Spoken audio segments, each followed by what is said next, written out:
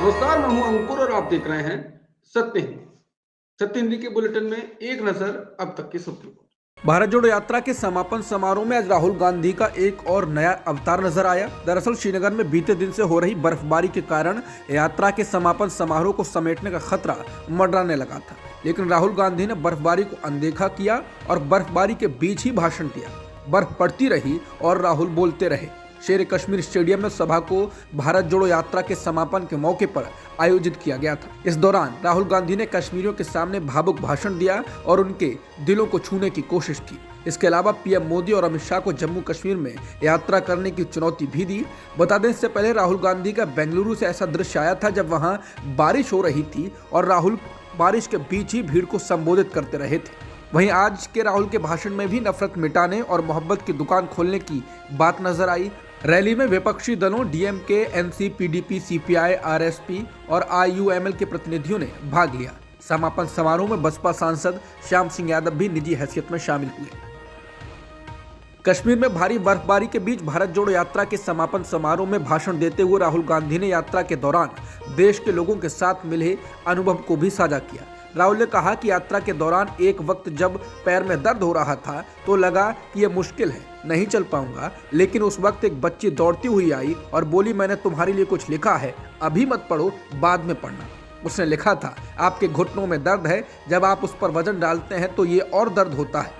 मैं आपके साथ नहीं चल सकती क्योंकि मेरे माता पिता नहीं चलने दे रहे, लेकिन मैं दिल में आपके साथ चल रही हूँ क्योंकि मुझे पता है आप मेरे लिए चल रहे हैं, मेरे भविष्य के लिए चल रहे हैं। और उस दिन मेरा दर्द ये पढ़कर गायब हो गया। राहुल ने एक और किस्सा सुनाया कि मुझे छोटे बच्चे मिले जो भीख मांगते थे, उनके पास कपड़े नहीं थे, मैंने उनको गले लगाया, वो ठंड से कांप रहे थे, शायद उन्हें खाना भी नहीं मिला था, तो मुझे लगा कि अगर वो स्वेटर नहीं पहन रहे तो मुझे भी नहीं पहनना चाहिए। इस दौरान राहुल गांधी ने महिलाओं के साथ मिला अनुभव भी साझा किया कि कैसे बहुत सारी महिलाएं मिलकर रो रही थीं। उनमें बहुत सी ऐसे महिलाएं भी शामिल थीं कि उनके साथ बलात्कार हुआ, उनका उत्पीड़न किया गया था। राहुल ने कहा कि अगर मैं उनसे पूछता कि पुलिस को बता दूं तो वो कहती, नहीं, बस आपको बताना था, पुलिस को बताएंगे तो बहुत कुछ नुकसान होगा। राहुल ने कहा कि उन्होंने इस यात्रा से बहुत कुछ देश को जाना और समझा है। राहुल गांधी ने कहा कि मैं कश्मीर की ओर आते हुए सोच रहा था कि इसी रास्ते पर मैं नीचे से ऊपर आ रहा हूं और इसी रास्ते से सालों पहले मेरे रिश्तेदार ऊपर से नीचे आए, कश्मीर से इलाहाबाद गंगा की ओर गए थे। मुझे ऐसा लग रहा था कि मैं वापस अपने घर जा रहा हूं। राहुल ने कहा कि मैं हमेशा सरकारी घर में रहा, मेरे लिए ये ढांचे घर नहीं है, मेरे लिए जीने का तरीका घर है, जिसे आप कश्मीरियत कहते हैं, उसे मैं अपना घर मानता हूं। राहुल ने कहा कि मेरे परिवार ने यहाँ गंगा से जमुनी तहजीब को ले जाकर देश में फैलाया। राहुल ने कहा कि मुझे सुरक्षा बलों ने कहा कि आपको आखिरी 4 दिनों में कश्मीर में गाड़ी से जाना चाहिए। प्रशासन ने कहा कि अगर आप पैदल चलेंगे तो आपके ऊपर ग्रेनेड फेंके जाएंगे। राहुल ने कहा कि मैंने सोचा कि मैं अपने घर वापस जा रहा हूँ, 4 दिन पैदल चलूंगा, अपने घर के जो लोग हैं उनके बीच चलूंगा। मैंने सोचा कि जो मुझसे नफरत करते हैं उनको क्यों ना मैं एक मौका दूं कि मेरी सफ़ेद टी शर्ट का रंग बदल दें, लाल कर दें, क्योंकि मेरे परिवार ने मुझे सिखाया है, गांधी जी ने मुझे सिखाया है कि अगर जीना है तो डरे बिना जीना है, नहीं तो जीना नहीं है। तो मैंने मौका दिया कि मैं 4 दिन चलूंगा, बदल दो टी शर्ट का रंग, कर दो लाल। मगर जम्मू कश्मीर के लोगों ने मुझे हैंड ग्रेनेड नहीं, दिल खोल के प्यार दिया, गले लगाया। उन सब ने मुझे अपना माना और प्यार से बच्चों ने, बुजुर्गों ने आंसुओं से मेरा स्वागत किया। राहुल गांधी ने अपने भाषण में कहा कि मैं हिंसा को समझता हूं, मैंने हिंसा सही है देखी है, जो हिंसा नहीं सहता है उसने नहीं देखी है, उसको समझ नहीं आएगी।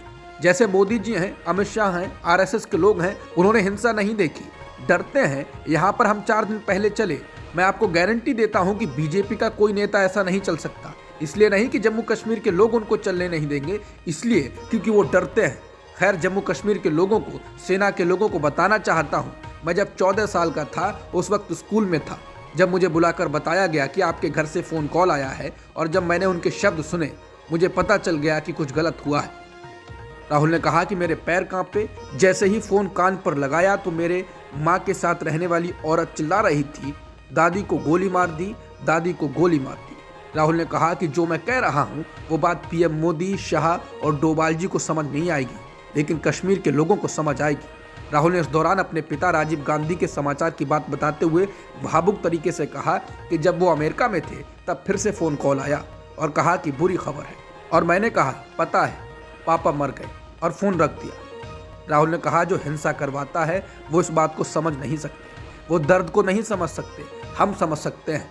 पुलवामा के सैनिकों के बच्चों के दिल में क्या हुआ मैं जानता हूँ, मेरे दिल में वही हुआ है। जो कश्मीर में लोग मरते हैं, जब उनके परिवार को फोन आता है, क्या बीतती है मैं समझता हूँ। राहुल ने कहा कि हमारे लिए ये एक फ़ोन नहीं है। राहुल ने कहा कि यात्रा का लक्ष्य ये है कि जो फ़ोन कॉल हैं ऐसे, जहां सैनिकों के लिए जाते हैं, कश्मीर के लोगों के लिए हुई, ये फ़ोन कॉल किसी बच्चे को, माँ बेटी को ना उठाना पड़े, ये यात्रा का लक्ष्य है। उन्होंने कहा कि मेरा लक्ष्य इन फ़ोन कॉल्स को बंद करने का है। राहुल ने कहा कि यात्रा का ये काम मैंने कांग्रेस या अपने लिए नहीं, देश की जनता के लिए किया है। कश्मीर में बर्फबारी के बीच सभा को संबोधित करते हुए प्रियंका गांधी ने कहा कि भारत जोड़ो यात्रा एक आध्यात्मिक यात्रा थी। उन्होंने कहा कि मैं कह सकती हूं कि देश में चल रही राजनीति ऐसी चीज है जिससे देश का भला नहीं हो सकता। जो राजनीति बांटती और तोड़ती है वो देश को प्रभावित करती है। तो एक तरह से ये एक आध्यात्मिक यात्रा थी। प्रियंका ने कहा कि जब मेरा भाई कश्मीर आ रहा था तो उसने मेरी माँ और मुझे एक संदेश भेजा। उसने कहा कि उसे घर जाने का एक अनूठा एहसास हो रहा है। उसने कहा कि उसके परिवार के सदस्य उसकी प्रतीक्षा कर रहे हैं। वो आते हैं और अपनी आंखों में आंसू लेकर उसे गले लगाते हैं। लोगों का दर्द और भावनाएं उनके अपने दिल में प्रवेश कर रही हैं। प्रियंका ने कहा कि मुझे गर्व है कि कांग्रेस ने एक ऐसी यात्रा की जिसका पूरे देश ने समर्थन किया। जिस सत्य अहिंसा की नींव पर यह देश बना, उसकी हमें हिफाजत करनी है। आप सभी को धन्यवाद देती हूँ कि आपने एक रोशनी की किरण जलाई है। कांग्रेस की रैली में शामिल पीडीपी प्रमुख महबूबा मुफ्ती ने कहा कि पूरा देश राहुल गांधी में उम्मीद की किरण देख रहा है। राहुल, तुमने कहा था कि तुम कश्मीर में अपने घर आ गए हो, ये तुम्हारा घर है। मुझे उम्मीद है कि गोडसे की विचारधारा ने जम्मू कश्मीर से जो छीन लिया वो इस देश से वापस आ जाएगा। गांधी जी ने कहा कि वो जम्मू कश्मीर में आशा की किरण देख सकते हैं। आज राष्ट्र राहुल गांधी में उम्मीद की किरण देख सकता है। नेशनल कॉन्फ्रेंस के नेता उमर अब्दुल्ला ने इस मौके पर गांधी परिवार से पश्चिम से पूर्व की यात्रा करने का आग्रह किया। उमर ने कहा कि हम उनके साथ चलना चाहेंगे। उन्होंने कहा, ये एक बहुत ही सफल यात्रा रही है, देश को इसकी जरूरत थी। इसने साबित कर दिया है कि ऐसे लोग हैं जो बीजेपी को पसंद करते हैं और ऐसे लोग हैं जो सद्भाव और शांति देते हैं, जो बीजेपी नहीं दे सकती। हिंडनबर्ग की रिपोर्ट आने के बाद अडानी ग्रुप लगातार इसको झूठ और निराधार बता रहा है। इस बीच अडानी समूह की सफाई पर हिंडनबर्ग रिसर्च ने सोमवार को कहा कि धोखाधड़ी को राष्ट्रवाद या एक सदी हुई प्रतिक्रिया से झुटलाया नहीं जा सकता है। अडानी समूह ने मूल रूप से उठाए गए हर प्रमुख आरोप को नजरअंदाज कर दिया है। बता दें, अडानी ने रविवार को हिंडनबर्ग रिसर्च के आरोपों का जवाब 413 पेज की रिपोर्ट जारी करके दिया था।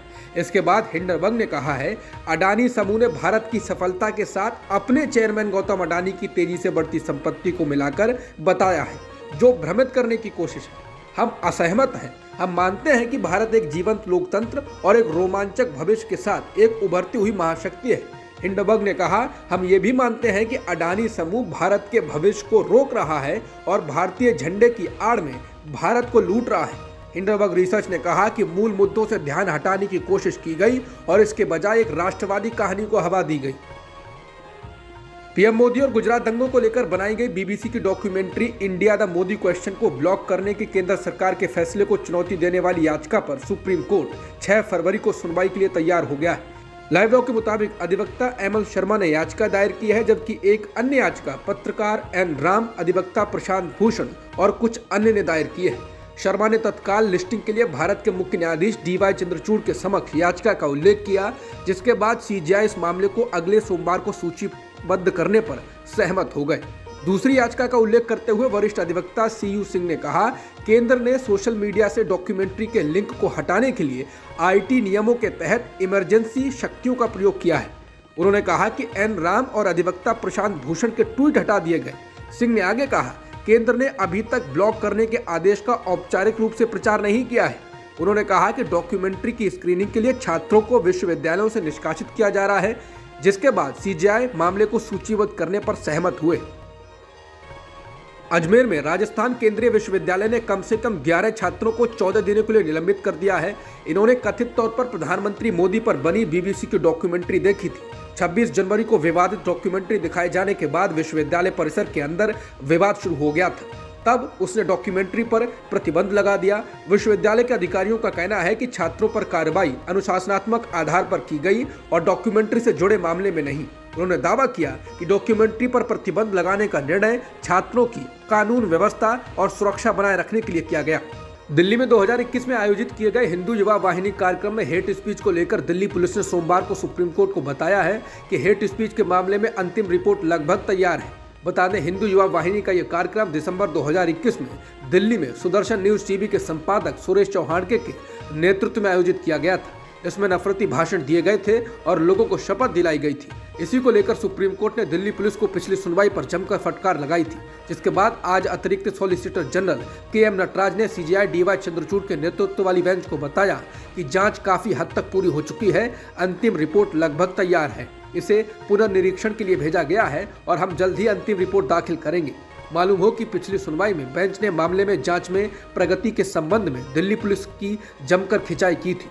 बेंच ने पूछा था कि दिल्ली पुलिस ने एफआईआर दर्ज करने में 5 महीने क्यों लगा दिए और क्या कोई गिरफ्तारी की गई है। इसके अलावा भी काफी सवाल पूछे थे।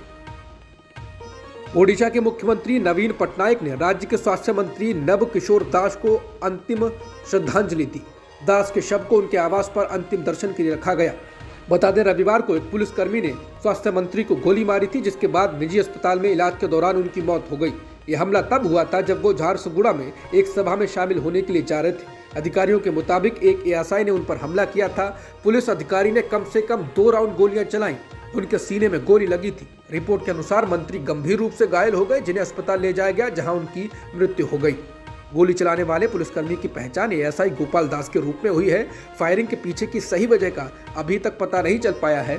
समाचार एजेंसी एनआई के मुताबिक नब किशोर दास पर हुए हमले की जांच क्राइम ब्रांच को सौंपी गई है। बिहार बीजेपी के अध्यक्ष संजय जायसवाल ने कहा कि पार्टी नीतीश कुमार से अब कभी हाथ नहीं मिलाएगी, जिसके जवाब में मुख्यमंत्री नीतीश कुमार ने भी भविष्य में भाजपा के साथ गठबंधन की किसी भी संभावना से इनकार करते हुए कहा, मैं भाजपा से हाथ मिलाने के बजाय मर जाऊंगा। बता दें, रविवार को बीजेपी के राज्यसभा सांसद और पूर्व उप मुख्यमंत्री सुशील कुमार मोदी ने भी कहा था कि प्रधानमंत्री मोदी और गृह मंत्री अमित शाह सहित बीजेपी के केंद्रीय नेतृत्व का फैसला है कि पार्टी कभी भी नीतीश के साथ गठबंधन नहीं करेगी। पाकिस्तान के पेशावर में सोमवार को एक मस्जिद में हुए विस्फोट में कम से कम 28 लोगों की मौत हो गई है और 150 अन्य घायल हो गए हैं। ये धमाका दोपहर करीब 1:40 पर हुआ, जब जोहर की नमाज अदा की जा रही थी। विस्फोट के प्रभाव से मस्जिद का एक हिस्सा ढह गया। पाकिस्तान के अंग्रेजी अखबार डॉन की रिपोर्ट के अनुसार लेडी रीडिंग हॉस्पिटल के प्रवक्ता मोहम्मद असीम ने कहा है, कुछ घायलों की हालत गंभीर है। अखबार ने खबर दी है कि पुलिस, सेना और बम निरोधक दस्ते के कर्मी मस्जिद के अंदर पहुंचे हैं।